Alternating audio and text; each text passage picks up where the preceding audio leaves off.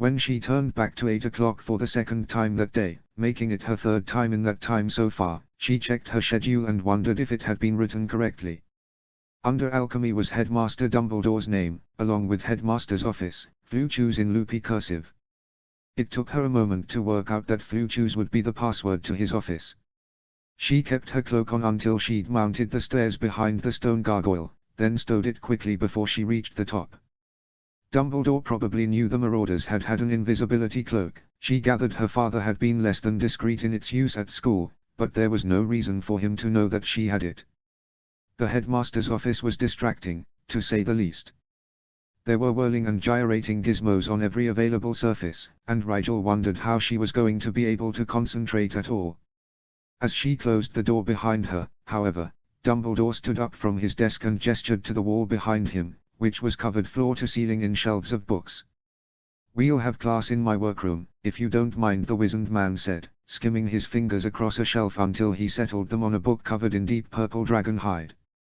He winked at her, then pulled the top of the book away from the wall, activating a set of noiseless hinges that swung an entire section of the shelving inward. Rigel tried not to look too amused, but she did ask, "Did you install that yourself?" Dumbledore twinkled at her proudly. "That honor was not mine, though I did recover the lever book in purple." He waited for a beat, then added, "It's my favorite color." "Oh," she said.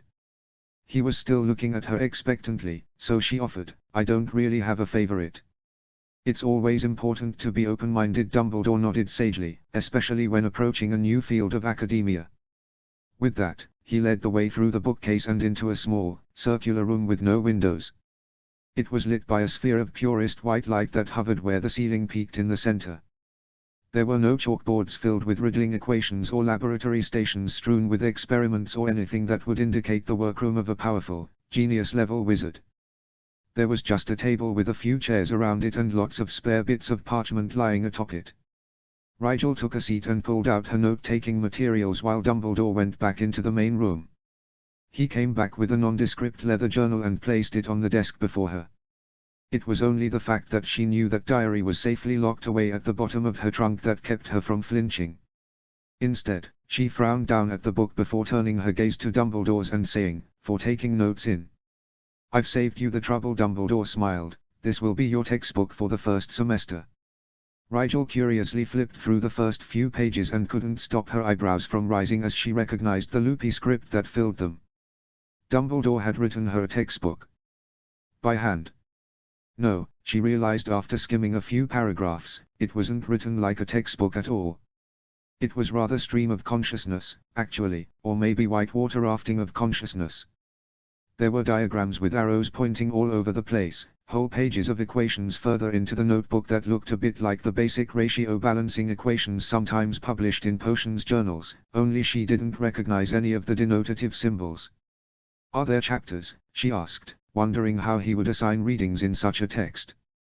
"I find there's no need for macro-level progress indicators in my one-on-one classes," Dumbledore said lightly. "As we discuss the concepts and work on practice problems together, your learning curve will become quite clear.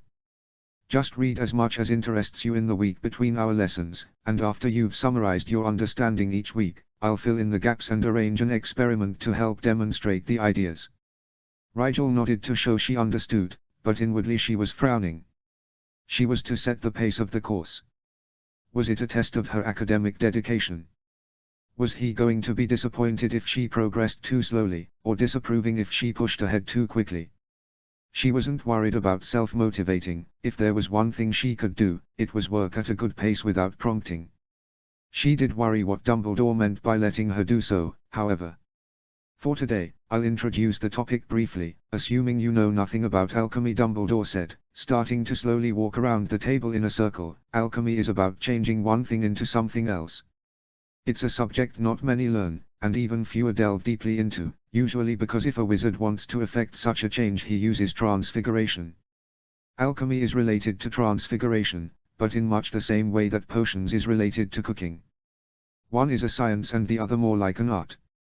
This is not to diminish the difficulty and exactness required of transfiguration, of course, but in general transfigurations one does not usually break the first object into its constituent parts, measure them, calculate the lowest possible input of energy to effect the desired changes, and then perform the transformation. In alchemy, however, this is precisely what is required. Rigel was scribbling down notes as fast as she could while still trying to soak in everything Dumbledore was saying. In the beginning, we will focus on transmuting raw elements into compounds, working our way up to more challenging combinations throughout the year. Only very advanced students are able to transmute whole objects into other whole objects, and it requires a level of arithmancy that I suspect you've not been exposed to yet. In any case, Dumbledore went on, do you know why calculations are so important in alchemy while in transfiguration willpower is enough to effect exact changes? Because in transfiguration the wizard is guiding the magic consciously. Rigel guessed based on what she'd heard about alchemy and knew about shaping magic. Alchemical transmutations are shaped by runic patterns that describe the changes desired, but the magic the wizard puts into the reaction is raw, so the equations controlling the transformation have to be exact enough to produce the right result without the wizard's will. Just so, Dumbledore smiled. Because of this, alchemy is one of the few advanced forms of magic that wizards with very little magical power can excel at.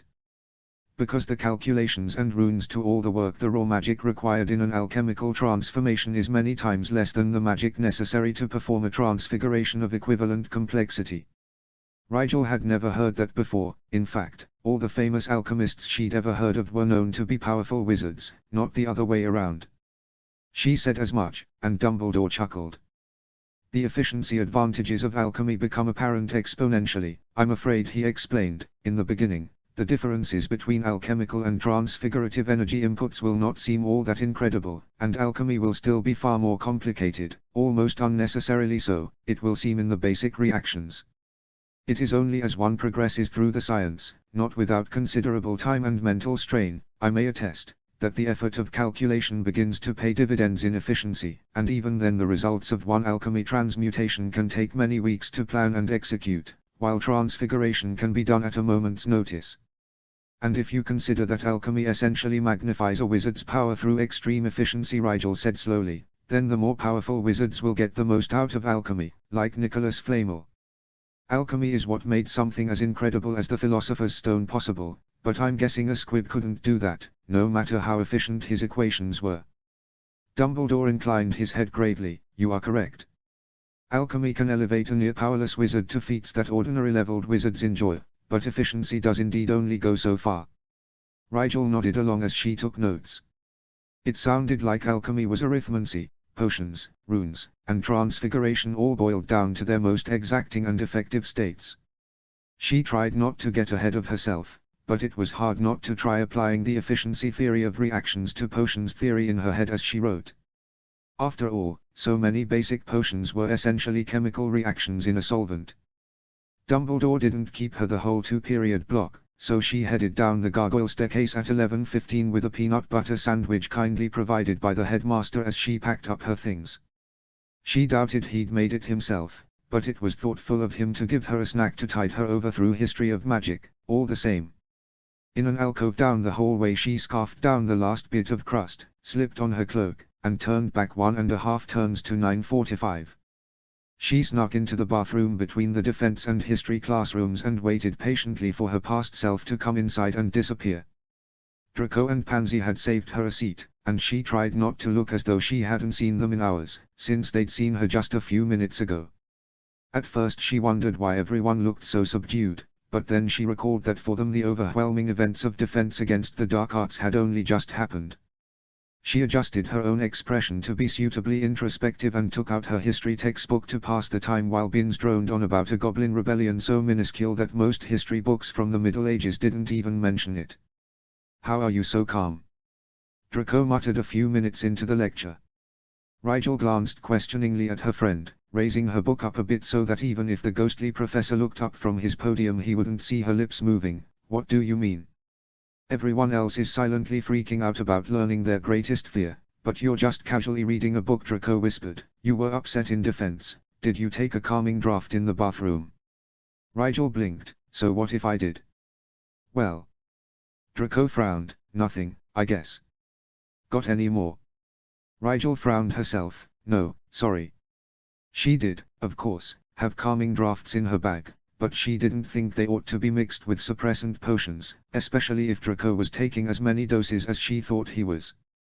Draco's frown deepened, and he looked like he would say something to contradict her claim for a moment, but then he shrugged a shoulder and turned back to his notes in silence. -0. HP. -0. The afternoon flew by, and although Rigel enjoyed arithmancy immensely, it was so satisfying to hear the subject introduced by an experienced professor instead of reading proofs in a textbook. She was also quite looking forward to being able to relax later that evening. Nearly 12 hours of class in one day was a lot, after all, even if the day was stretched long enough to accommodate them comfortably. She was not the only one digging into dinner with gusto. Millicent positively moaned around her beef stew, complaining, "This year is going to be so awful. It's like all the professors decided we haven't been working hard enough." "Maybe we haven't," Blaze said. "Less free time isn't necessarily a bad thing. Not all of us want to use our brains every second of every day," Millicent argued. "We need some time to relax." "It won't be as bad as you think," Pansy said reasonably. "If they took away all of our free time now, how could they take away more when we start new classes?" "That's so reassuring," Pans Draco huffed. Rigel blinked as the smell of suppressant potion drifted across her nose. She frowned inwardly. Hadn't she seen Draco take a dose just a few hours earlier? How many had that been today? She was distracted from this concerned train of thought when Theo tentatively broached the subject of their first defense lesson. "So, your uncle seems intense, Rigel," he said, not looking at her as he salted his potatoes. "He's usually very even-keeled," Rigel shrugged, "but I suppose he'd have to put on a strong front to win over student respect." And in immediate hindsight she wondered if perhaps she shouldn't be undermining his effort to do so by saying such a thing out loud. With a mental wince, she attempted a quick retraction. "He's always taken learning very serious though, now that I think on it. I'm sure he's in earnest about imparting something useful." She tried not to think the silent while he can that went through her head when she remembered the curse on the position. If anyone could beat such a curse, it was Remus. "Did he tutor you when you were younger?" Pansy asked curiously. Rigel considered the question carefully. "He did give me a lot of his old potions notes when I first started studying the subject, and he's always there to answer any questions I have. Harry and I didn't have formal tutoring, though, unless you could the basic reading, writing, and figuring Aunt Lily taught us." Her friends seemed surprised to hear this. She knew they'd all had specific tutors as children in history, basic spellcasting, rudimentary herbal lore, and so on. She also thought they knew she hadn't, but perhaps they'd forgotten she wasn't a typical pureblood. Not a pureblood at all, the voice that she'd had more trouble than usual keeping quiet since encountering the Bogart whispered. She shook her head and clenched her jaw with renewed determination. She wasn't going to let such petty fears prey on her reality. If her friends noticed she was a bit more conversationally engaged than usual that night, they didn't comment on it, and Rigel refused to admit that she was compensating for her feelings of guilt and displacement. After dinner no one seemed to feel much like studying, so they settled into a cluster of low-backed chairs in the common room and just relaxed, conversing as they worked on a personal project or participated in a card game, as was their pleasure. Rigel was halfway through a chapter on muscular dystrophy in one of Archie's healing textbooks when it was plucked from her hands by a very indolent expressioned olden Rosier. "Healing?" he asked, casually removing Draco's book bag from the seat beside Rigel and flopping down in its place between the two third years. The look he earned from Draco was annoyed, but also unusually edgy, even given his previously expressed dislike of Rosier. "Did you get into the IL class, then?" "Not especially," Rigel said with carefully doled casualness. "I have lessons with Madame Pomfrey in my free time sometimes, but mostly I'll be studying on my own, still." "What classes are you taking, then?" the golden-eyed boy asked. Wordlessly, Rigel swapped her official schedule for the healing book, proceeding to ignore Rosier in favor of reading while he perused it. "You dropped potions?" the upperclassman asked, plucking the book from her fingers once more, or at least he attempted to. She'd tightened her fingers on the pages and tugged it back toward her with a miffed sort of scowl. "I'm taking it as independent study this year," Rigel said. "Professor Snape was kind enough to create a syllabus more tailored to my interests." "To your abilities, you mean?" Rosier said, a knowing grin on his face. "Congratulations, Rigel. Professor Snape doesn't excuse just anyone from classes." Your studies must really be progressing. Thanks, she blinked, surprised by the honest compliment from the usually enigmatic Slytherin. I just got a lot of studying done over the summer, so I'm a bit ahead, I suppose. Rosia laughed, sounding more like the playful charmer she was used to. There comes a point where modesty is simply a lie, you know. Does Rigel strike you as someone adverse to telling lies, Rosia? Draco asked rather pointedly. The upperclassman turned to look at Draco with a gleam in his eyes that could only mean trouble. Does he strike you as someone who needs you to defend him, Malfoy? Rigel, flustered and a bit annoyed at her two friends, tried to change the subject. Where's Rookwood? Edmund. Rosia turned back to Rigel almost reluctantly, moping, I suppose. He's ever so depressing with Alice out in the wide world. They have a strong bond, Rigel said neutrally. I'm sure anyone would feel the same. Yes, attachments do seem to complicate life, don't they? Rosia said absently, not altogether a bad thing, of course. When the attachment goes both ways, at least, Draco drawled, one-sided obsession gets rather tiresome, though, doesn't it? Rosia's head turned back to Draco with an eagerness that spoke of someone looking for an argument, with too much time, perhaps, but you must admit it's better than the milky, pathetic feeling of ambivalent attentions such as. I think you boys have had enough polite conversation for one night, don't you? Pansy rose abruptly and held out her hand to Rosia, who rose and bowed over it almost automatically. I'd like a quick stroll before turning in, if you wouldn't mind obliging me. I feel we haven't caught up properly in ages, Alden. Rosia took Pansy's hand on his arm with a subservient, if ironic, tilt to his head. I am ever at your service, Pansy. Good evening, he added with a smile to the rest of them as Pansy drew him toward the common room entrance. Draco blew out a slow breath, then stood. I'm tired, he said, packing up his things. See you all in the morning. Rigel stood as well, tucking her healing book under her arm. With a quick good night to everyone, she hurried after her disgruntled friend, wondering what had prompted him to be so openly hostile with so little provocation. Draco was at his trunk when she walked in a few seconds behind him, and from the slightly guilty expression on his face she presumed he'd been about to take another suppressant potion. She narrowed her eyes, one at dinner and one before bed. He shouldn't need that many doses a day, surely. She considered moving into the bathroom to brush her teeth, giving him the space to take his potions discreetly without any questions, but, she thought, that was what she would have done last year. She was determined to be a better friend this year, as she had ample time to be such, and she was starting to see that friends didn't politely ignore each other's problems. They confronted them, and then helped fix them. With that thought in mind, she walked slowly around Draco to her bed and sat down on the end of it, not taking her eyes off her friend the whole way. She waited expectantly, her gaze steady, and she had the satisfaction of seeing Draco twitch visibly before he steeled himself and stood, shutting the lid of his trunk with preoccupied precision. Going to lecture me about being rude to Rosia? He asked sourly. Have I ever lectured you about anything? She asked, surprised. He frowned, then slowly moved to sit across from her on his own bed. Guess not. Well, then. I was going to ask if you wanted to talk about it, Rigel said. About what? Draco said, Rosia's a jerk. He was trying to provoke me. You don't usually make it that easy, Rigel said. You've been irritable since the train ride. So? Draco studied one of the knobs on his four-poster rather than look at her. Just making an observation, Rigel said, in case you wanted to explain. And if I don't? Draco asked. Rigel shrugged, then don't. But be aware that if I've noticed, everyone's noticed, so if it's not something you want to talk about, you'd better take steps to address the problem, whatever it is.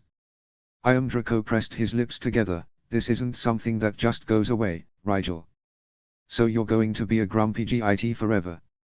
Rigel said, her tone devastatingly deadpan. He threw his pillow at her.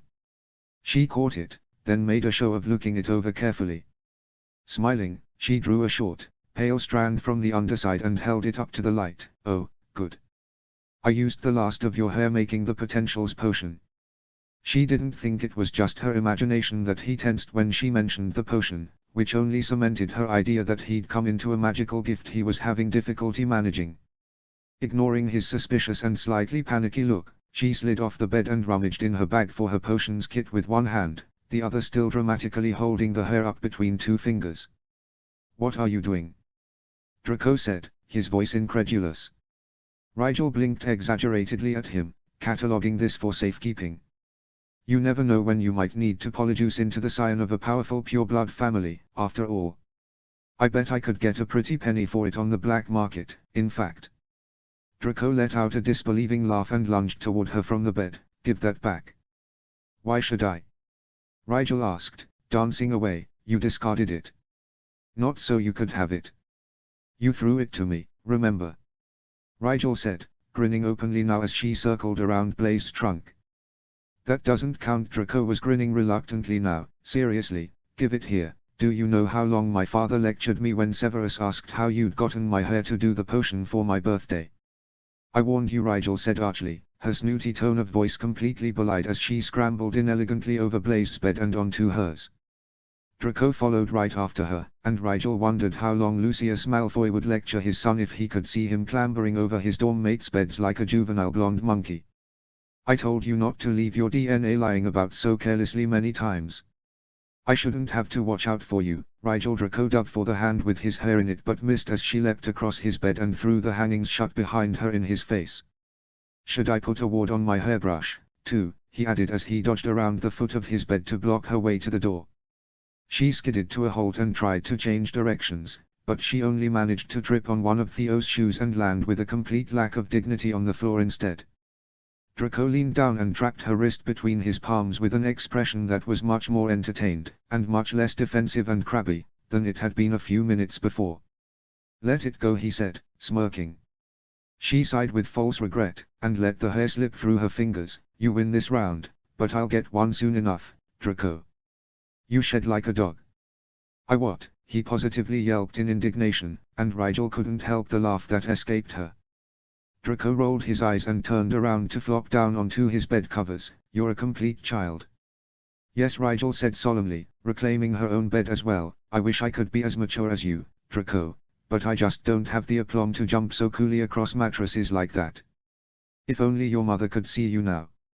You will never mention this incident to anyone, or I'll find one of your hairs and polyjuice as you for revenge," Draco warned, chuckling. Rigel sat up straight, abruptly alarmed. "You wouldn't do that, would you, Draco?" "What?" Draco laughed a bit before catching the serious, and, she realized belatedly, too wary, expression on her face. "No, why would I?" Rigel thought quickly and affected a downturned expression of worry. "My Uncle James has told me all sorts of awful stories about people who use polyjuice for a lens, and they almost always meet a sticky end. It's such an unreliable brew, you can never be sure it's made correctly, and won't turn you into some kind of creature-human hybrid for the rest of your life." She was purely exaggerating now, but Draco didn't have to know that. "Merlin, really?" Draco shuddered. "Who'd want to be someone else, anyway? I mean, I'm perfect the way I am. You'd be a huge step down, Rigel." She laughed, because she knew he was making a joke, but her insides felt strangely hollow. Of course Draco would never imagine a life as someone else. After a moment she decided this was a good thing, not something to resent him for. Better that Draco never feel the ache that came from knowing that your destiny was choked by chains not of your own forging. -0. HP. -0. The rest of the week flew by, an incandescent whirl of new classes and old friends and more free time than she'd ever had in her life. The only spectre casting a shadow over those days was one Marcus Flint, absentee Quidditch captain and coma patient extraordinaire. Friday afternoon found Rigel with Pansy and Draco in the hospital wing visiting Flint's inert form. Her friends didn't know that this was actually Rigel's second trip to the wing that day, having been there earlier for her healing class at the same time that she was in magical theory and herbology. Madame Pomfrey had been a little tubeless in greeting Rigel, but she didn't think her friends were likely to notice or suspect a bit of overacting on the nurse's part. They were about to leave when the hospital wing door opened and Percy Weasley strolled briskly in, his face awash in the kind of determination generally seen in one who has been entrusted with a very important mission. He paused at seeing them there, then smiled politely at Draco and Pansy while inclining his head to Rigel. The head boy had a thick stack of parchments in his hand, which he arranged on Flint's bedside table carefully. "His assignments for the week," Percy explained. "If, when he wakes, he won't want to be behind. The professors can't make allowances for him. Pansy asked, a troubled frown creasing her brow. Percy shrugged helplessly. He can plead his case when he's better, I suppose. At least he'll have the notes. Did you take notes for him? Pansy asked. That was very kind of you, Mr. Weasley. Ah, just Percy, the older boy said, flushing a bit. I didn't take all of them. The other 7th-year prefects pitched in, too. Imagine missing the first week of Newt Prep. Percy shuddered in what was apparently horrified sympathy. None of us envy him that. Thank the others as well for me, please. Pansy said, smiling sadly. I wish there was more I could do for him. I'm sure your presence is comfort enough, Percy said, a bit pompously. Well, I'd best be off. Will I see you this weekend, Rigel? We're learning some very interesting theory on bipart transfigurations this week. Most likely, Rigel nodded, if you aren't too busy with head boy duties. Never too busy for learning, Rigel. Percy smiled as though she'd said something very silly. He took his leave and Draco let loose a snort he must have been containing for some time. He's quite full of himself. See how he swelled when you mentioned head boy duties. He should be proud of his achievements, Rigel shrugged. She was thinking about Flint's assignments and the most devious idea had come into her head. It is possible to be proud without becoming a blow-ord, Draco said. Oh yes, Pansy agreed, her voice deceptively mild. No one likes a showboat. Remind me again who it was showing off the wrist holster he got for his birthday at the lunch table the other day. The tips of Draco's ears turned a delicate shade of pink. Theo asked to see it, and I was only wearing it because of dueling lessons. Speaking of, Rigel interrupted, hiding a smile. Draco has promised to teach us all his illustrious newfound wisdom on the subject, has he not, Pansy? Why, that's right. Pansy's smile had points. Perhaps we can put that holster to good use. It was looking a little, well, new. How long do you think it will take to break in? Does it irritate your skin when you wear it too long? Draco huffed. It is made of the finest leather galleons can buy, so no, it does not require breaking in. Thank you very much, and of course it still looks new. I wear it under my sleeves, so it's not as though it gets exposed to the elements. You're just jealous my parents love me so much. Pansy couldn't keep the laughter from escaping her mouth. If only your father's love could buy you talent, Drake. I don't need to buy talent, Draco squawked. I'm afraid you'll have to prove that, Rigel said, grinning. That's it. Draco laughed, shaking his head. You two are coming with me right now so I can defend my much maligned brilliance. Brilliance, he says. Rigel raised her eyebrows. I sure hope he can live up to that, Pan. I know what you mean, Pansy sighed. He is such a bore to live with when he's been utterly humiliated. Up. Draco said, exasperated, actually going so far as to wave them to their feet impatiently. I won't stand for this kind of treatment, especially from my so-called friends. As your friends, it's our solemn duty to give your enormous ego a healthy dose of reality, Pansy informed him, linking her elbow around his affectionately. Or at least to trick you into giving us free dueling lessons, Rigel amended. Should have been a Ravenclaw, Draco grumbled. I bet their friends don't torment them for sport. They continued on that way as they left the hospital wing, but only half of Rigel's mind was on the friendly banter.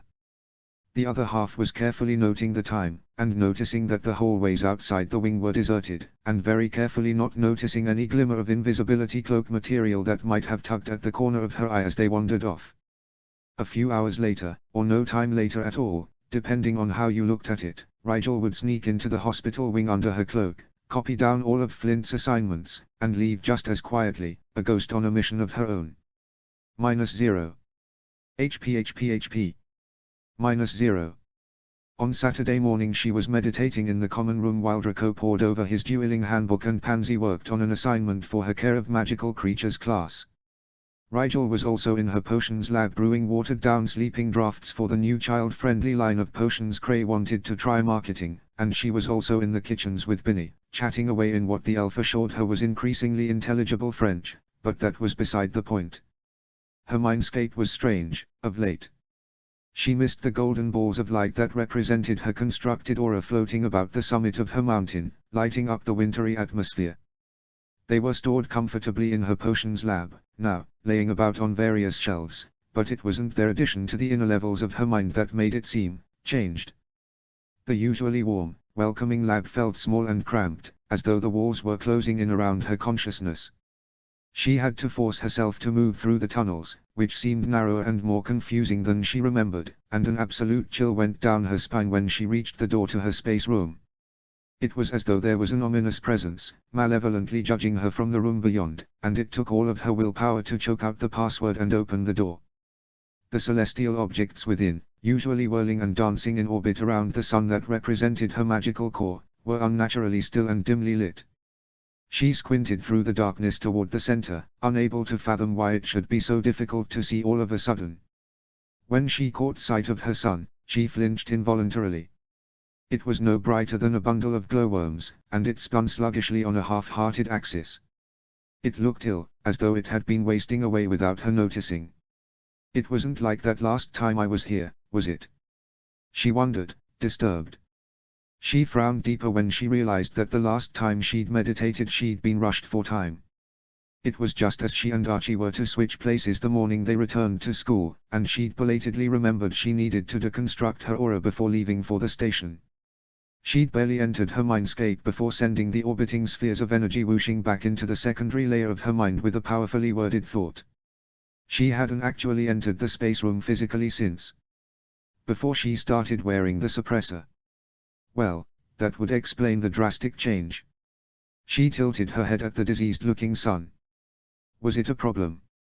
It didn't look healthy, but there wasn't actually anything wrong with her magic.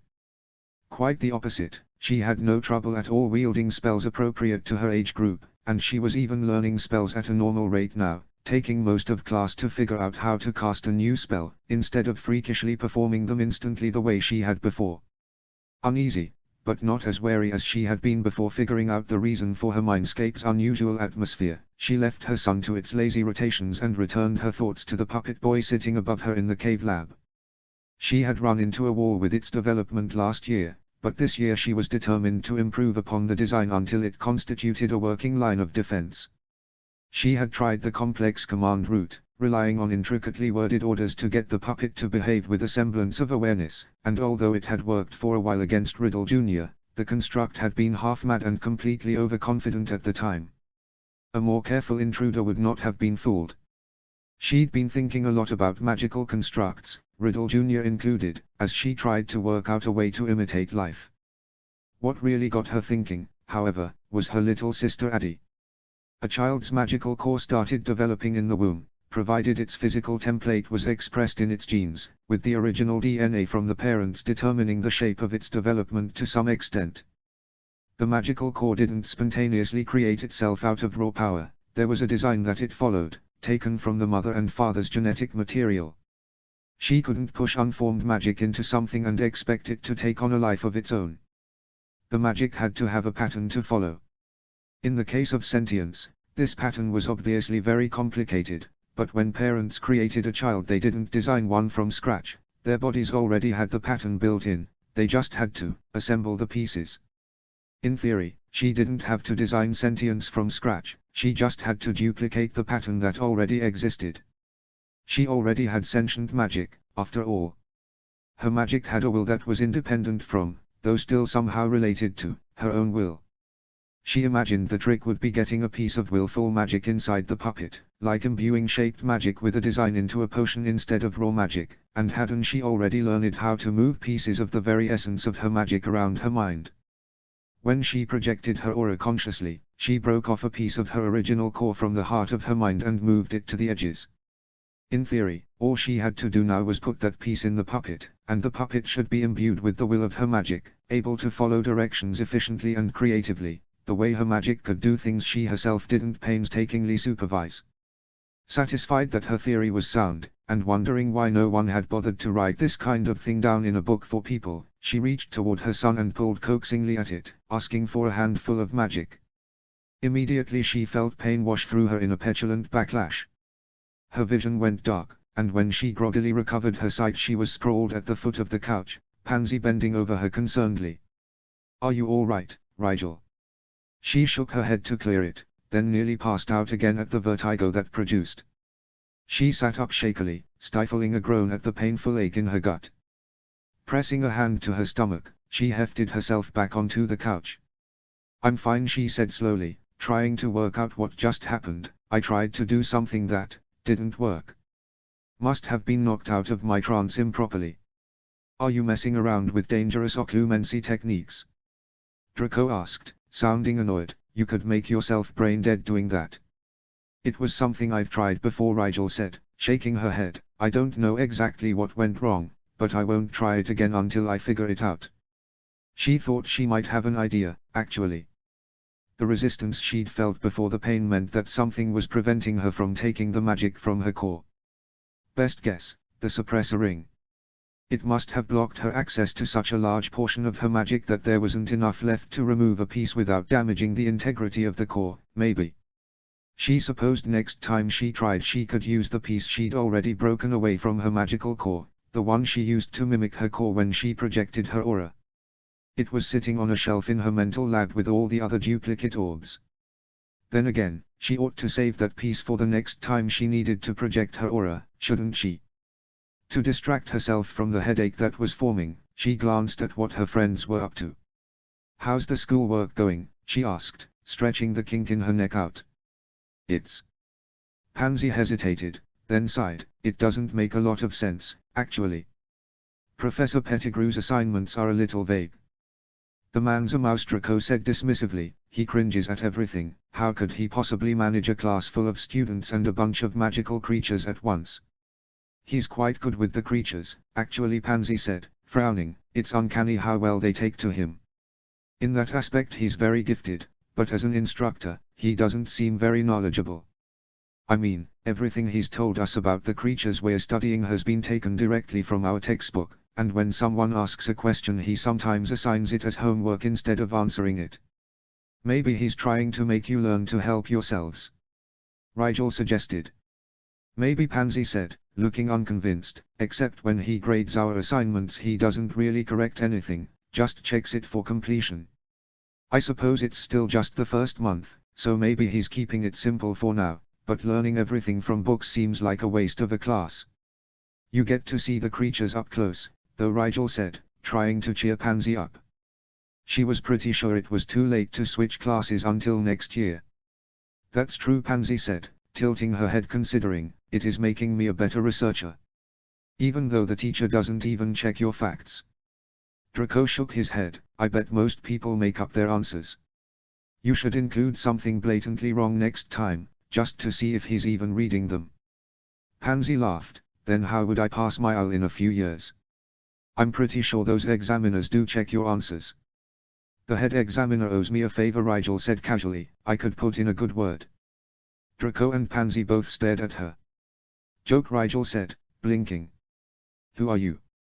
Draco laughed. Rigel Black doesn't joke about life debts. I'm an imposter, Rigel said, as deadpan as she could. I've hidden the real Rigel Black in a closet and taken over his life. And how is that going so far? Pansy asked wryly.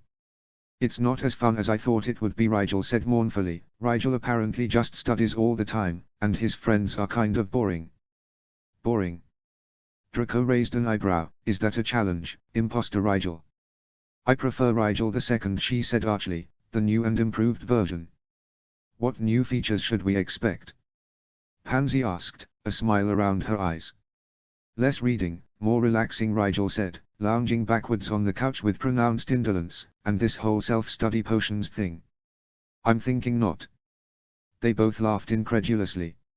I'd like to see Snape's face when you tell him that, Draco said between laughs. I think I could keep him off my trail at least until Christmas, she said, grinning a bit now. Now you're just deluding yourself, Pansy said. No one could pull the wool over Professor Snape's eyes for more than a month, at the absolute most. Rigel allowed that this was probably the case, but inside she felt rather cynical. Snape wasn't nearly as infallible as her housemates thought. Adults rarely were, in her experience. They made a good show of omnipotence, but Rigel had learned at a young age that even people who were good at seeing deception when they looked for it simply didn't look for it most of the time. When they were looking for deception, their own imagination often got in the way of objectivity, so all one had to do was reveal a truth that matched with what they expected the truth to be. Tell people what they want to hear was the first and most important rule of getting away with things, in her experience. She remembered a time when Lily had caught her sneaking upstairs to her room in the middle of the night. She wasn't being as quiet as she had been sneaking downstairs to her mother's potions lab, and Lily, who had apparently got up to use the bathroom, heard her soft ow of surprise as she stubbed her toe on the top stair. Her mother's forbidding expression was still mildly alarming to her, at that age, and she knew if Lily found out she'd been brewing without asking again she'd be in big trouble, so she blurted, "I only had one," with as much childish petulance as she could muster. "One what?" Lily had asked, managing to look every inch a stern matriarch even with her hair sleep mussed and her bathrobe on inside out. "Nothing," she mumbled, looking away as though she were hiding something. She clasped her hands behind her back as well, in a belated effort to hide the bandage on her little finger, the souvenir of a clumsy knife stroke. Harriet Lily only used her full name when she wanted answers. She affected the most adorably guilt-filled expression she could come up with, widening her eyes and pinching her brows together the way she'd seen Archie do when he accidentally broke his mother's favorite teacup. "I was hungry," she said sadly, sniffing a bit for effect, "but I didn't want any vegetables." She could see the moment when her mother's imagination seized on the most likely explanation and ran with it. "Did you break into the biscuit tin again? You know you're not allowed sweets between meals, Harry." She silently resented the again comment, as it had been Archie who broke into the biscuit tin last time, but she lowered her face to the ground as if ashamed, hoping the angle would hide her annoyance. She heard Lily sigh, and when she felt arms wrap around her shoulders she relaxed into them, biting her lip on a triumphant smile. "Next time you get hungry at night try a glass of milk, okay?" Lily said, stroking her long hair gently. "It's not good for your stomach to digest things while you sleep." "Uncle Remus says it'll give you weird dreams," she said into Lily's hip. "If I have a nightmare, can I come sleep with you and Dad?" "Of course you can, darling," her mother said, "but if you think of nice things before you fall asleep your dreams will all be sweet." She remembered taking her mother's advice as she drifted off to sleep that night, thinking of the vials of her growth potion she'd tucked into her slippers and imagining all the places she could put it when she went over to Archie's house the next day. Looking back, Rigel wondered if she'd been born with a natural tendency to shrug off authority or if it had come from having Sirius and James for examples of adult behavior. -0. HP. -0. She spent the rest of the morning with her friends, and after lunch she trekked up to Gryffindor Tower to study advanced transfigurations with Percy. Percy wasn't there to let her in when she reached the portrait of the Pink Lady, but a cheerful Oliver Wood was on his way out, broom tucked under one arm.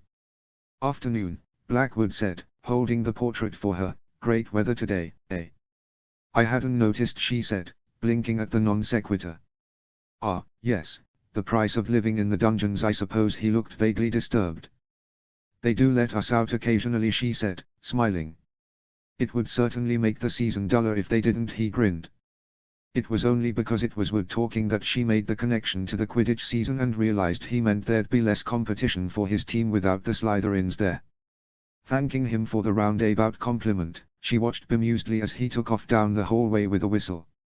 She climbed through the portrait hole and surprised a prefect who'd come over to investigate the open entrance. It was Angelina Johnson, and she gave a friendly smile as she said, "Looking for the twins?" "They're about to head out to the pitch with the rest of us." Rigel noticed she was dressed for the outdoors, and figured Gryffindor must have Quidditch practice on Saturday afternoons. "I'm meeting Percy, actually," she said. "Is he around?" "Haven't seen him," the older girl said, shrugging. "He doesn't spend much time in his room since he's head boy now, likes to be seen with his badge on." We reckon she pulled a face as she thought, saw him leave early from lunch with the head girl. Rigel wasn't actually sure who the head girl was this year, but she shrugged to show she understood. "I'll wait then, if it's okay." "Of course," Angelina said, patting her on the back. "I can go get one of the younger Weasleys to entertain you, if you like." "That's all right," she said, embarrassed at the idea of having to be entertained like a guest. "No need to bother anyone. I'm sure they have better things to do on a Saturday than babysit their Slytherin friend." "If you're sure," the prefect shrugged. "See you later, then." "Fred. George. Get a move on." Rigel privately noted that no one ever shouted so loudly in the Slytherin common room. Twin tornadoes of red blurred past her, both pausing just long enough to mess up her hair before continuing at their reckless pace through the portrait hole. Rigel chose a conspicuously placed chair near the center of the common room, took a healing textbook out of her bag, and settled in to wait for Percy. He showed up not 15 minutes later, his expression moving from clearly pleased with something to dismayed when he caught sight of Rigel. "I forgot," he blurted, walking quickly over. "Rigel, I'm terribly sorry. I know you only told me this morning what time, but I was meeting with Penelope and it slipped my mind completely." A rosy flush was creeping up from beneath his collar, so Rigel stopped him before he could trip over his words anymore. "It's all right, Percy," she said, putting away her book. "I haven't been here long, and it gave me a chance to catch up on some reading, anyway." Still, Percy looked completely mortified, and Rigel suspected it wasn't just being late that was making him embarrassed. "I'm sure your meeting was very interesting," Rigel said, suppressing a smile. "I couldn't very well begrudge you a bit of extra time with our head girl when you're spending it so industriously on we students' behalf." There was definitely a pink tinge to the tips of his ears, now, and he muttered a quick, "I'll just go get my things," before hightailing it to his dorm to regroup. Rigel sternly told herself not to tease the older boy anymore when he got back, if only because she relied on his good graces to wade through theoretical transfigurations. -0. HP. -0. It was late Saturday night when Flint came prowling back into the common room. The whole Quidditch team jumped up from various tables and congregated around the upperclassman, who scowled forbiddingly but nevertheless seemed slightly embarrassed by all the fuss. Pansy beamed as she set aside her notes and went to welcome the Quidditch captain back, Draco and Rigel trailing after her. "It's so good to see you," Pansy said, clasping the burly boy's hand in earnest as the other well-wishers dispersed. "From what I hear, you've been seeing me all week." His tone was beleaguered but his face had softened a tad at Pansy's smile. "Someone had to check up on you," Pansy said. "That's what Medowitches are for." Flint rolled his eyes. "But will a Medowitch record all your fevered confessions?" Draco asked. At Flint's black look, Draco widened his eyes innocently. "Didn't know you talk in your sleep." "Except I wasn't sleeping," Flint grunted. They all four sobered at the reminder. "Saw the Gryffindors practicing today," Draco said casually, looking in pretty good condition, considering they haven't practiced together in 3 months. "Did you take notes?" Flint asked, frowning. Of course. Draco smirked, snuck into the locker rooms and copied Wood's new plays, too. Flint barked out a laugh. "Not like Wood to leave them lying around. Reckon he thought he didn't have to worry with me indisposed. He'll be surprised when we shove his new formations back down his throat," Draco agreed, looking unusually predatory. Flint nodded, grinning like a shark faced with an unsuspecting meal. "You all better be in top condition. Practice tomorrow morning, 8 sharp." "I'll tell the others," Draco said. He went off to do just that, and Pansy gave Flint a brief pat on the arm before taking her leave as well. She raised a questioning brow to Rigel, but Rigel waved her friend on. "I have to talk to him about this season," she said. Flint cocked his head expectantly as Pansy headed back to their couch. "I can't try out this year," Rigel said, stalling until Pansy was out of hearing range. "I'm going to focus on my academics instead." Flint shrugged unconcernedly. "I'll replace you with somebody meaner." "What do you really want?" Rigel glanced around them casually, then said, "Expect an owl at breakfast tomorrow." "The summer work." "Good," Flint said, "I've a handful of stuff from this week already." "Did those two?" she said. "I took the liberty while you were out." Flint looked gratified. "I won't bother asking for an extension, then." "You might want to," Rigel said, "to make it more believable." "I'm not giving them an excuse to hold me back again," he said firmly. Rigel shrugged, figuring it was his choice, and wandered back to her friends. In truth, she hadn't technically finished the assignments yet, at least, her present self hadn't. She assumed that in a few hours she would turn the day back again and get to work on them, however, so there was probably a version of herself that had finished the assignments by this time, or there would be, or, she mentally shook herself. In any case, the assignments would get to Flint by tomorrow morning. -0. HP. -0.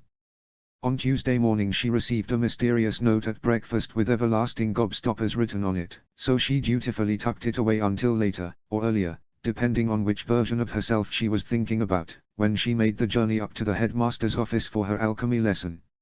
She had made good headway in her textbook, but instead of jumping right into the theory when she sat down, Dumbledore brought out a familiar-looking device. It was a long crystal cylinder with a metal ball attached to one end. Because alchemy reactions require a very exact calculation of all input materials, including magic, it is necessary to calculate the rate of one's magical output before attempting any reactions. Dumbledore explained cheerfully, this device will measure your average rate of magic expenditure. The results are relayed as a color on the light spectrum, then converted via conventional charts to a relative expression of energy over time that alchemists call a person's magic constant. This constant will be used in equations to calculate the amount of time a specific witch or wizard needs to feed magic into a reaction in order to reach the required amount of power. Questions. How accurate is an average rate as far as consistency? Rigel asked, will the average rate fluctuate day to day, or change as a person ages? Generally a wizard's core is stable once it fully matures. Dumbledore explained, a stable core will have a near constant rate of unconscious expenditure. With training, one can learn how to alter the rate at which one spends magic, either slowing it down or speeding it up, but directly affecting the speed at which your core produces and emits magic is extremely challenging, even for wizards with excellent control. At times illness or pregnancy can disrupt the flow of magic from a person's core, but the symptoms would be obvious enough to account for, in those cases. Rigel nodded in understanding, then held her hand out to the device. Dumbledore added, it's much like conscious imbuing, to which she smiled in thanks as though she hadn't known that already. It was both similar to last time she'd done this, and very different. The process was the same, but instead of feeling like she was tipping over a bucket of water, it felt like she was pouring it from a bottle with a much smaller neck, or perhaps like letting water from a hose.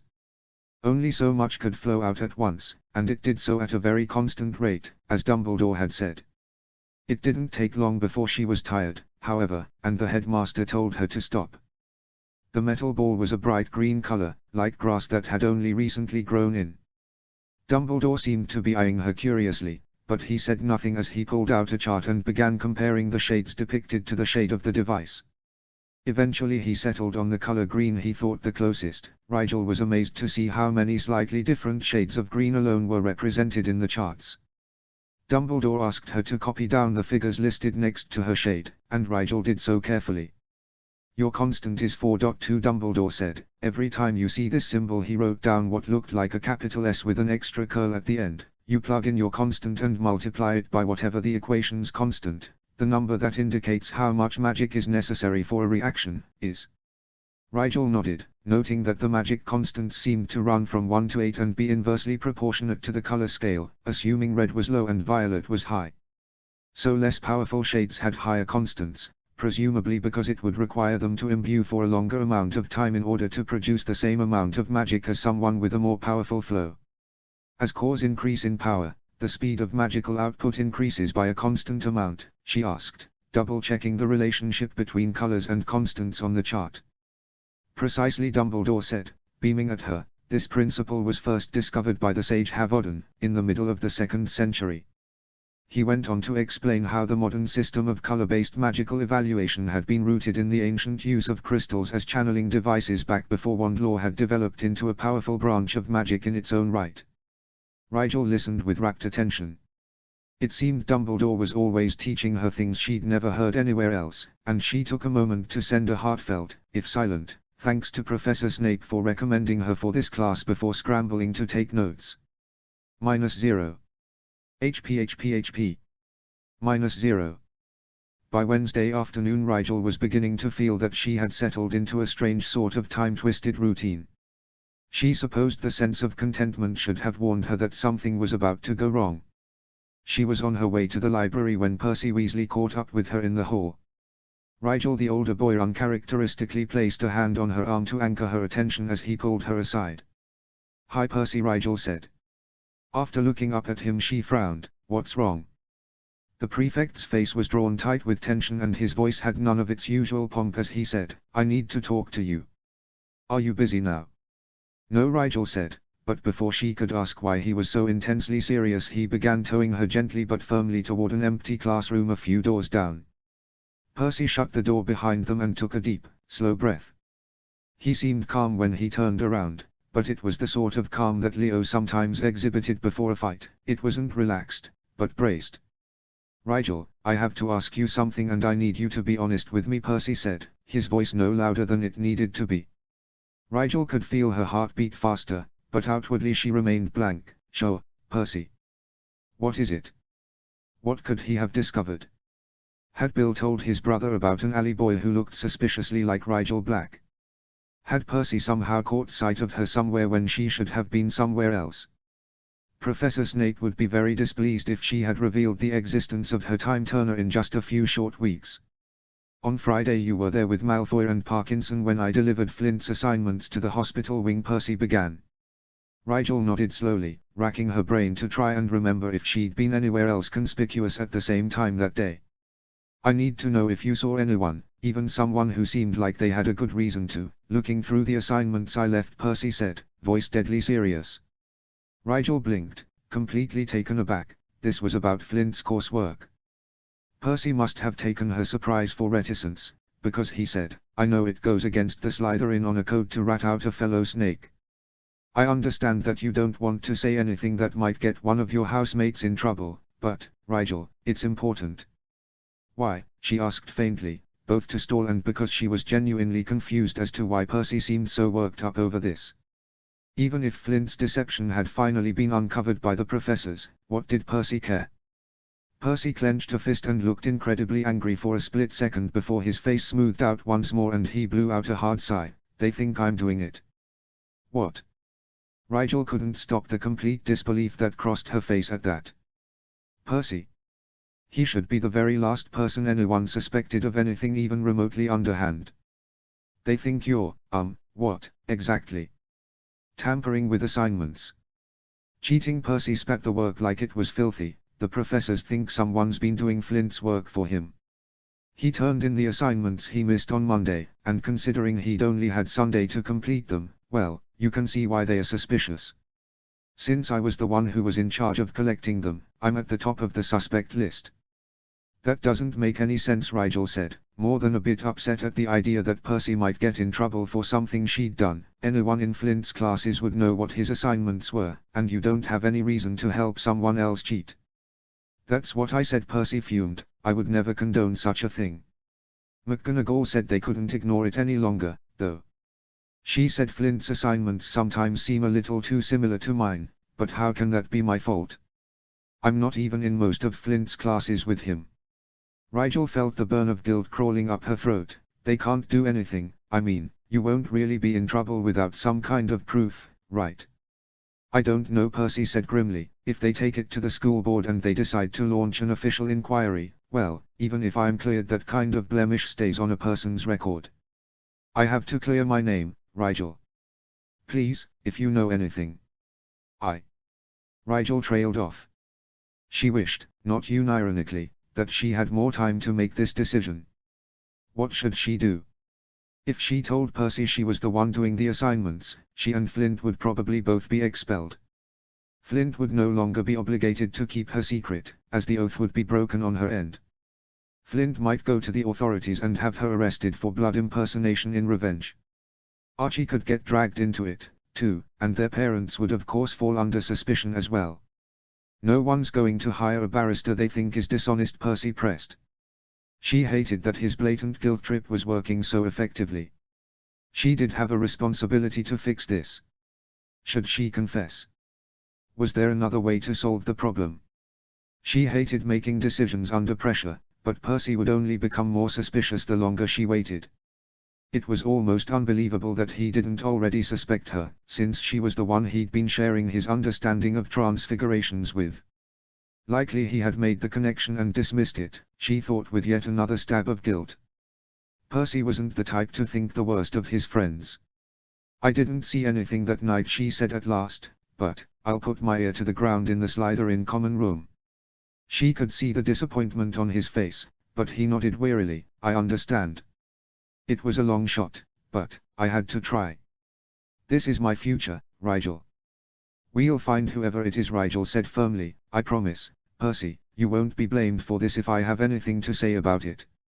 Percy summoned up a grateful smile, though she could see he wasn't convinced that she could do anything. I'll let you know as soon as I hear something, Rigel said, as earnestly as she could with guilt eating her up inside. She had to fix this, but she didn't know how, yet. How long do you think the professors will wait before doing something? Friday is the start of term staff meeting for the heads of houses, Percy said morosely. I'm sure McGonagall will bring up her suspicions then.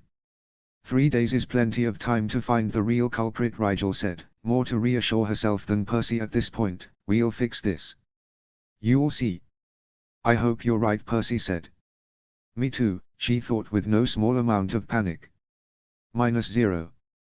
HP. -0. That evening, Rigel was walking through the dungeons toward the Slytherin common room when someone stepped out of the shadows of an alcove and into her path. She hopped backwards defensively on instinct, putting a few feet between them, but relaxed when she recognized Flint's unhappy expression. We have a problem, the 7th year began. I know, Rigel said, quiet but firm. I already have a solution. She had spent an afternoon of time-folded hours since she ran into Percy going through plan after plan for how she was going to deal with this disaster. She was still fine-tuning the details, but she thought the course of action she'd decided on was going to work. Do tell, Flint drawled, one eyebrow raised in scornful disbelief. Wait, he pulled out a wand and cast a muffling charm around them. Damn corridors echo. Rigel nodded in thanks. Began, the only way to clear Percy's name is to... What? Percy Weasley. What's he got to? Flint trailed off into dark chuckles. Oh, that's rich. You didn't know the professors suspect him of doing your assignments? Rigel asked, confused. Then what did you think the problem was? Flint stopped laughing and scowled. McGonagall cornered me after breakfast. Said she knows I haven't been doing my assignments and knows who had been, too. I honestly thought she might have figured it out.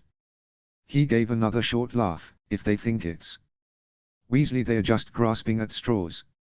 Well, either way we still have to do something about it, Rigel said, shaking her head to get back on track. No, we don't, Flint snorted. Let them think it's Weasley. Because it's not, they'll never get proof, and it'll go away. Not before it ruins Percy's good name, Rigel protested. I can't let someone else get in trouble for what I did. I can, Flint said, starting to turn away. Rigel darted forward and caught his arm. Flint, we are going to fix this. Flint's expression was positively menacing as he turned his gaze slowly toward her hand on his arm. She released him, trying not to gulp, but kept her expression stubborn. If we confess, not only will we both be kicked out, Flint growled, but your prettily worded oath of silence will no longer be enforceable. Are you ready to go to prison for your precious Weasley, Rigel? He said her name tauntingly, but she only gritted her teeth before lifting her chin and saying, that outcome presumes quite a bit. It assumes you would turn me in after everything. I would. And that I'm even talking about implicating us in the first place, Rigel finished, flashing her eyes in aggravation. Just listen for a second, will you? Flint adopted an incredibly insolent expression that Rigel was sure drove his professors up the wall, but he did fold his arms expectantly. There's a way to clear Percy's name and protect ourselves and avoid throwing anyone else into suspicion, she added when he looked ready to interject. All we have to do is show the professors they are wrong about you cheating in the first place. But they're not wrong, Flint said, rolling his eyes. They'll never believe it. They'll have to, when they see it for themselves, Rigel said, smiling slyly. First of all, they won't believe I've been doing my own assignments just because I start doing them now where they can see, Flint said, and second, the point of this is that I don't do my own assignments. You won't have to, Rigel said, still smiling a bit. It really was a brilliant plan. The professors are going to decide what to do about this situation on Friday evening, so Friday in your Transfiguration class you have to prove to McGonagall that you were the one doing all those assignments. I'll get a hold of the assignment she's going to give out that day, complete it, then give it to you before class. You pretend like you're working on it during class, then hand it in when the bell rings. When McGonagall reads it, she'll have no choice but to think you are capable of working incredibly fast and accurately, thus supporting the idea that you completed a week's worth of makeup assignments on Sunday afternoon alone.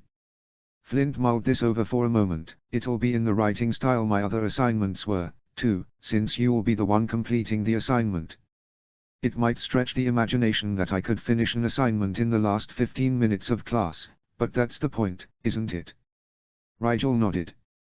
She had been relying on McGonagall's practice of giving the students free time at the end of class to ask questions and work on individual projects and assignments, being the same for the upper years as it was for Rigel's class.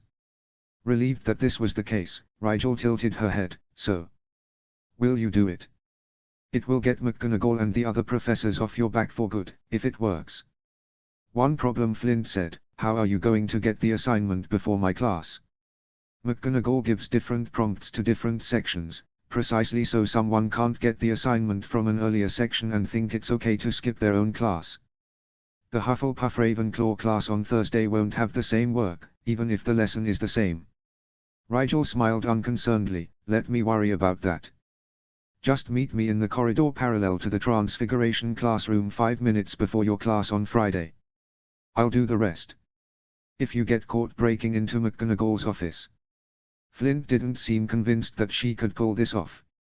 I just wanted to peek at her grade book and see how Draco was doing in class, Rigel said, widening her eyes innocently and biting a corner of her lip in chagrin. He's been distant lately. I'm worried he's struggling but afraid to ask for help.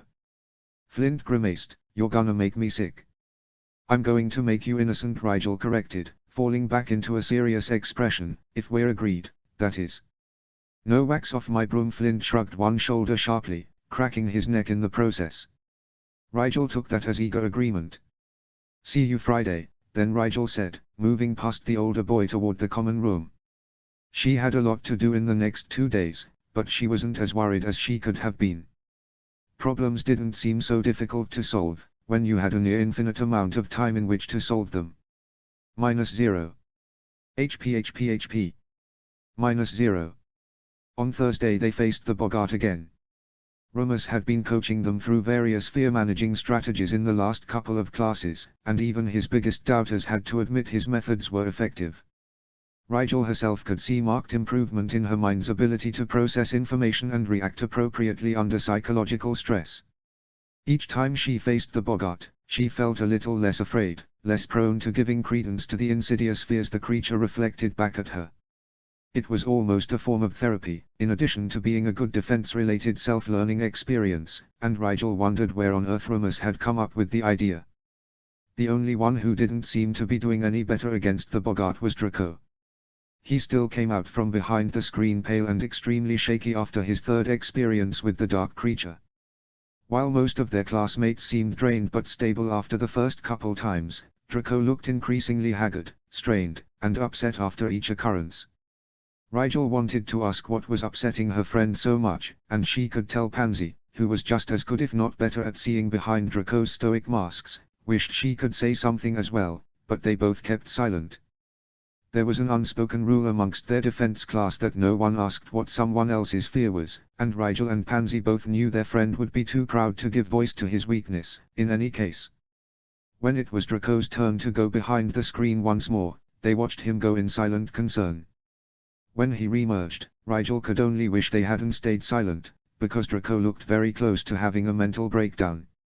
There were too many curious eyes on their friend, whose trembling was easily visible despite his attempts to clench his fists against the shivers, so Rigel didn't dare do anything comforting, even though she really wanted to put an arm around her friend's shoulders and pull him along to the hospital wing. Pansy pressed a bar of chocolate into Draco's hand, eventually convincing him without words to unclench it and take a bite of the sweet mechanically. As he chewed, they positioned themselves around him in such a way as to block most of their classmates' stares, patiently waiting for Draco to come back to himself. It took too long for comfort, but eventually Draco gathered himself enough to say, "If that thing is on the final exam." He cut himself off abruptly with a shudder that looked like it had forced its way down his spine. After a frustrated breath, he said, "Bugger this class," and stalked toward to exit without another word. Rigel and Pansy stared after him, then looked at one another in united helplessness. "I suppose he would prefer to be alone," Pansy said quietly. Rigel nodded shortly, a frown pinching her brow. "I wish." She didn't bother finishing that thought aloud, because Pansy knew very well what Rigel wished. She could see that her kind-hearted friend wished it too. It didn't matter though. There was nothing they could do for Draco until he allowed them to help. Until then, they would do what they could from afar. Neither had to tell the other that what they could do wasn't nearly enough. -0. HP. -0. On Friday morning, the time until Flint's transfiguration class crawled. She went through her magical theory and herbology classes first, then turned back to attend her healing lesson with Madame Pomfrey, and finally turned back a third time to slip into the transfiguration classroom 15 minutes before Flint's lesson was scheduled to start. She had her invisibility cloak wrapped around her, and she found a spot at the back of the classroom well away from the student desks where she could stand, unnoticed, for the entirety of the lesson. Her plan was simple, but somewhat elegant, even if she said so herself. She'd wait through Flint's class until McGonagall handed out the assignment, copy it down discreetly, sneak into the library to finish working on it, then turn back to the beginning of the class and hand the completed assignment to Flint to turn in before the class was over. She anticipated a boring couple of hours of standing still and breathing quietly, but when McGonagall started lecturing, Rigel found herself unexpectedly drawn into the lesson. It was so interesting to hear advanced transfigurations theory from a real professor like McGonagall. Percy's second-hand explanations were sometimes hard to follow, and he didn't exactly have a way with words. The actual lecture was fascinating, and the examples McGonagall used to illustrate her point were incredibly detailed. She hadn't realized how much Percy was leaving out of their study sessions. Had he been dumbing it down for her? She grumbled a bit internally, but then decided she couldn't be too offended. She had been only a first year when he started tutoring her. Seeing the actual transfiguration performed was exciting, too, she discovered. Most of the time Percy was reluctant to practice magic outside of class, and so Rigel never got to see the magic she was researching. By the end of the lesson, Rigel found she had a much better grasp of the topic than she usually did with Newt-level transfigurations. "Maybe I should sneak into 7th year classes more often," she out with a small amount of humor. That amusement vanished when she caught Percy giving Flint a cold state from across the classroom as McGonagall went around to monitor the students' attempts to duplicate the practical portion of the lesson. Rigel sobered at the reminder of why she was there in the first place, and guiltily tried not to enjoy the rest of the lesson too much. When McGonagall wrote out the assignment on the board, Rigel hurriedly copied it down onto a small piece of parchment she'd stuffed in her pocket. She tried not to pay too much attention to what Flint was doing in class, aware that she was skirting the line of how much people with time turners were supposed to interact with their past selves, but she couldn't help but notice when the Slytherin Quidditch captain pulled out his wand and put it to a roll of parchment on his desk. He held it there for a good 10 minutes, moving it over the page as though casting a spell on the rolled-up scroll. Near the end of class, McGonagall got around to Flint's desk and looked down at him disapprovingly as he casually tucked the rolled-up scroll into his book bag. "And what are you working on, Mr. Flint?" she asked tersely. Flint shrugged insolently. "The assignment, Professor." At McGonagall's openly skeptical expression, Flint scowled as though offended and jerked his hand into his book bag once more, emerging with a scroll clenched in his fist. "In fact, you can have it now, Professor McGonagall," Flint sneered, dropping the scroll, which Rigel would bet anything was a different scroll from the one he'd been spelling onto the desk in front of him. With several classmates, including Percy, curiously looking on, McGonagall picked up the scroll and opened it, then scanned it quickly. She narrowed her eyes, unrolled it further, then a little more, seeming more and more confused the further the scroll unrolled. "What is this, Mr. Flint?" she said at last, brandishing the scroll. "The assignment," Professor Flint repeated slowly, as though talking to someone dim-witted. "You could not have written this so quickly," she said sharply. "I didn't write it," Flint said dismissively, "I dictated it mentally.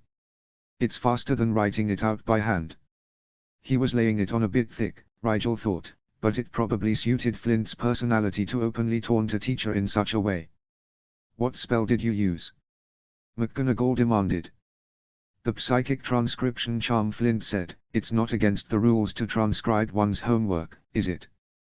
McGonagall looked fit to be tied as she managed a "Not yet, Mr. Flint," and stalked back to her desk. Rigel had time to see Percy's completely flummoxed expression before class was dismissed and the 7th years filed out of the classroom. Rigel snuck out once McGonagall had left, making a beeline for the library. She had what appeared to be a rather long essay to write before she could turn back and join her friends for lunch. The essay took her 3 hours to research and write. It wasn't as difficult as Flint's transfiguration essays usually were, since the lecture McGonagall had unwittingly given her had been very informative, but she spent extra time making sure it was absolutely faultless. Feeling a bit mischievous, she even quoted McGonagall's exact words from one part of the lesson for good measure. Good luck disputing this, she thought, allowing a satisfied smile to slip onto her face, though no one could see it underneath the invisibility cloak. She turned back to 10 in the morning and waited for Flint in the corridor next to the Transfiguration classroom. At exactly 5 minutes till 10, Flint strolled casually around the corner. Rigel handed him the rolled-up assignment, saying, "Don't forget the handwriting charm." Flint snorted, but took out his wand to perform the charm anyway. "This better work." "It will," she said, and her confidence wasn't even bravado, she'd seen it work, after all. "This is long," he frowned, unrolling it to have a look. "She's never going to believe I physically wrote this in 10 minutes. Rigel paused, then said, "Pretend to use the psychic transcription charm." Flint raised an eyebrow. "How do you even know about that spell?" "I looked it up in the library this morning," she said. She firmly told herself that she would be time turning back to earlier that morning yet again and looking up the charm technically before she told Flint about it temporarily. That way it wouldn't be a lie, and she could stop feeling like she'd caused a time paradox accidentally. The whole situation was really starting to freak her out, and she was trying not to think about what would have happened if she didn't tell Flint to use the charm that she'd witnessed him pretending to use later. She barely suppressed a shudder. Flint narrowed his eyes at her. "And you're sure this is the topic she'll assign?" "Absolutely," Rigel said. She realized that sounded a bit too sure, so she added, "If not, I'll think of something else." The older boy looked skeptical, but put the scroll in his bag nonetheless. "All this for a Weasley?" Rigel allowed herself a cynical smile. "Don't kid yourself, Flint. I'm doing this for myself. If all I wanted to do was protect Percy, I'd turn the both of us in. Lucky for you, I'm completely selfish." She wondered silently whether she'd always been such a ruthless person, or if the more she sacrificed for her ambition the harder she'd become. She was afraid that the further she took this charade, the less willing she would be to throw it all away, even if someone else got hurt along the way. How would she know when to cut her losses? At what point would it be too late to turn back? "You're not completely selfish," Flint said gruffly, "or you'd let Weasley take the fall to protect yourself. Just because you don't recklessly sacrifice yourself for another doesn't mean you're evil, it means you're smart. You found a way for everyone to win." Rigel thought that sounded like an excuse to do the wrong thing, but all she said was, "You should be getting to class." Flint gave her a long look, but eventually turned and did just that. When Rigel was sure he'd gone, she took out her cloak and grasped her time turner once more. She mentally checked to make sure she wasn't pushing the limits, but if she went back one last time to look up the psychic transcription charm there would still only be 4 versions of her at one time. Her last thought before the whirl of time whisked her away was that if things like this kept coming up she'd be aging a lot faster than Snape had anticipated. Luckily, the modified polyjuice meant that no one would notice a thing. -0. SSSSSS. -0. It had been a very satisfying week for Severus Snape. One of his more talented 6th years had caught the eye of a notable Australian potions master over the summer, and Severus had taken great pleasure in drafting a suitable letter of recommendation for his apprenticeship. Not a single Slytherin had been given detention, and several miscreant Gryffindors had unwittingly volunteered to clean all of his cauldrons on Thursday evening, leaving him free to complete all of the week's marking ahead of schedule. He was looking forward to a guilt-free evening of quiet solitude before a weekend of lesson preparation and inventory stocking, and the only thing standing in the way of that was the dreaded Heads of House meeting on this 3rd Friday in September. As he made his way to the staff room, he wondered what drivel his colleagues would bring to the table this year. No doubt Flint's mysteriously efficient method of assignment completion would be brought to the fore yet again. Minerva had been hinting all week that she was rearing to finally do something about the situation, but Severus was skeptical that she would establish the proof necessary to see it so. Severus was of the opinion that the situation didn't warrant interference. Flint was graduating this spring, so the problem would resolve itself before long.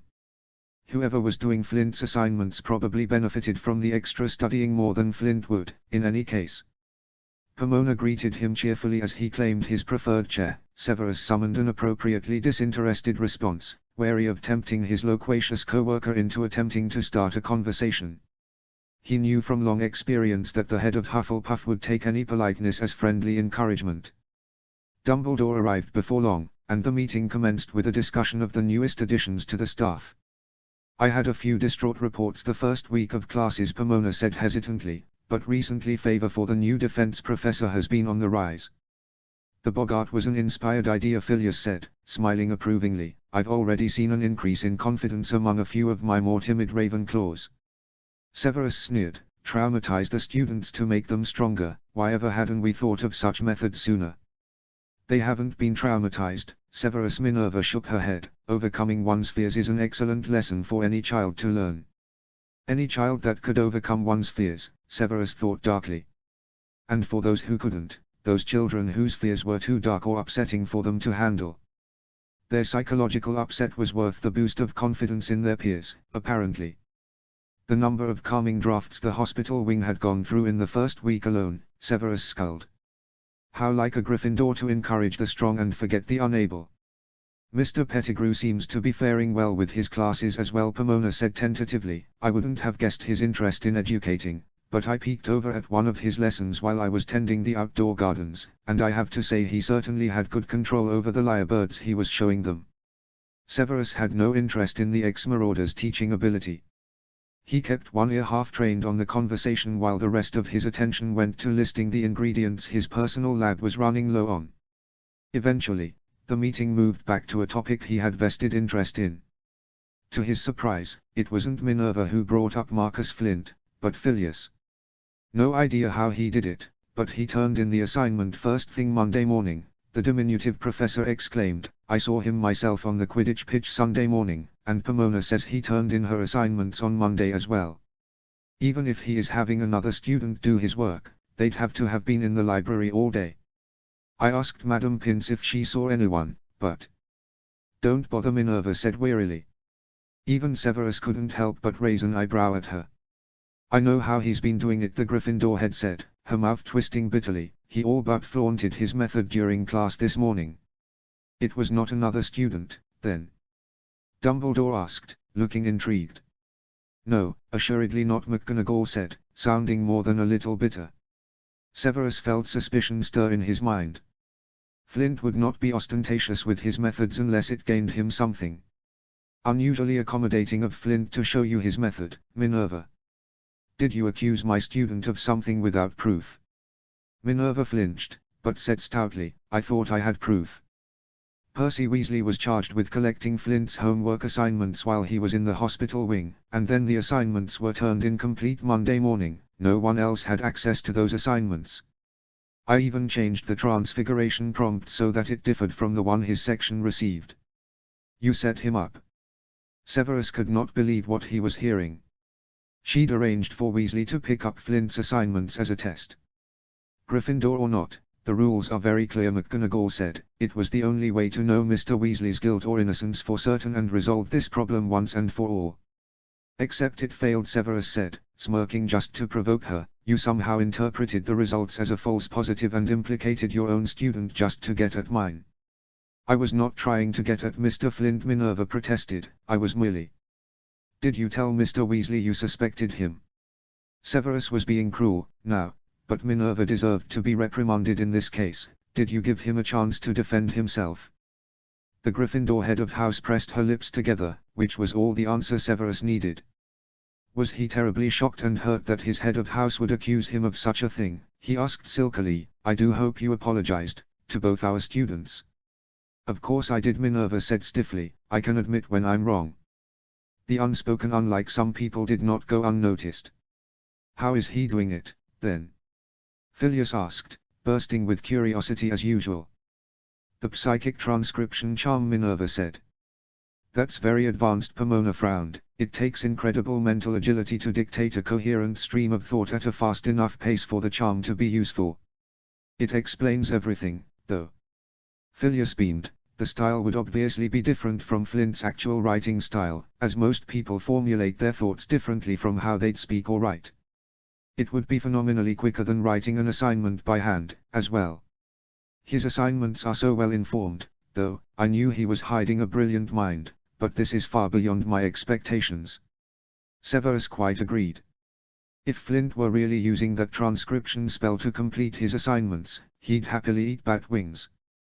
The very fact that Flint had proven his innocence so conveniently on the eve of his indictment meant he'd merely found a way to cover his tracks. Minerva spotted the amusement on his face, for she said, "I know what you're thinking, Severus, but it wasn't a trick. I saw him do it, not 10 minutes after I'd given the assignment. It wasn't the same assignment as the earlier section, and it wasn't vaguely worded as though he'd guessed at the topic ahead of time. He quoted something I'd said in class an hour earlier, for Merlin's sake." Severus could not help the curl of amusement he felt at the older woman's disgruntled expression. He didn't know how Flint had managed that, but for the boy's sake Severus was pleased it had his colleagues convinced to let the problem go at last. "All's well that ends well," Dumbledore said, smiling benignly, "and speaking of students who surpass expectations, what has become of young Mr. Black?" Severus wondered if there would be a staff meeting in the next 4 years that did not bring up the enigmatic Rigel Black. "He seems distracted," Phileas commented, "while the practical work used to come seemingly effortless. Now he struggles as the other students do to learn a new spell, casting many times without success before succeeding. Coursework is significantly more difficult for third years as they start OWL preparation," Minerva said. "I'm sure Mr. Black is simply falling into the normal learning curve at last." Severus frowned. Nothing about Rigel should be considered normal. The boy had more magic than he knew what to do with, a problem that should only have exacerbated after his core fully matured. He'd expected to hear reports of uncontrolled spellwork, violent accidental magic, and more in response to the boy's awakened core. To hear that he'd somehow managed to become average over the summer disturbed him far more than hearing that the boy had accidentally blown something up ever could have. The headmaster, too, seemed concerned. "I tested his output coefficient during our lessons this week and found him at a 4.2, much higher than I expected, considering how powerful I assumed him to be. Is it possible we misjudged his potential 2 years ago?" Severus shook his head sharply. At the end of last term the boy was capable of imbuing 4 aconite alleviations in a row. That was several months before his core would have fully matured. He has the magic. That it is neither uncontrolled nor manifesting under scrutiny is surprising. "Are you suggesting he fooled the calibrating device?" Pomona asked carefully. "If he has, it will be obvious when we begin alchemy in earnest. It would take an incredible amount of control to be able to maintain the same average rate of expenditure artificially," Albus said, characteristically reasonable. "Mr. Black has above average control, as we have seen, but it takes more than natural skill to be able to measure one's own power consistently." "Perhaps we are jumping at shadows," Phileas suggested. "It may be the child's core simply settled later than most. If his core was unstable, its maturation could have stabilized his magic, rather than upsetting it. There have been cases of such happening before." Severus resisted the impulse to roll his eyes. In magically incompetent children, the maturation of the core sometimes had an equalizing effect, but Rigel's core was not unstable, it was powerful. The boy's unconscious suppression of his core was what made it unstable. There was something else going on, and the next time he saw his most troublesome student he would figure out what it was. Then he would put a stop to it. -0, 0, 0. -0, 0. -0. End of chapter 6.